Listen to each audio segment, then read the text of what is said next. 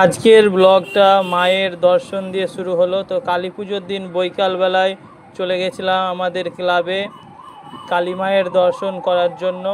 তো মা, এটা হচ্ছে আমাদের ক্লাবের কালী প্রতিমা।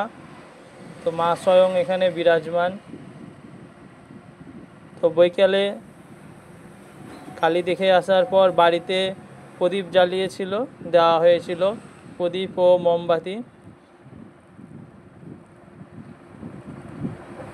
তো দেখতেই পাচ্ছেন খুব সুন্দর লাগছে।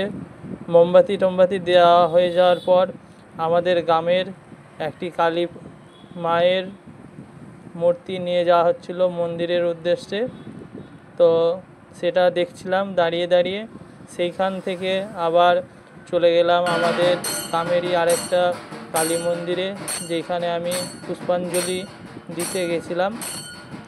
এবং সেইখানে গিয়ে দেখি খুব সুন্দরভাবে প্রদীপ দিয়ে ওম লেখা আছে। তো দেখতে খুব সুন্দর লাগছে। পুষ্পাঞ্জলি দিয়ে চলে আসছিলাম বাড়ি। আসার পথে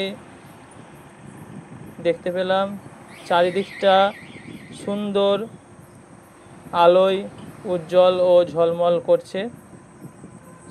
রাত্রেবেলায় খুব সুন্দর লাগছে দেখতে।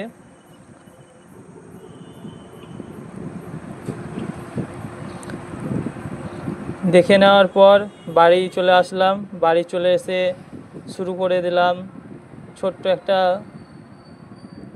ঝর্ণা নিয়ে এসেছিলাম, সেটা ধরিয়ে দিলাম এবং সেটা কিছুক্ষণ দেখার পর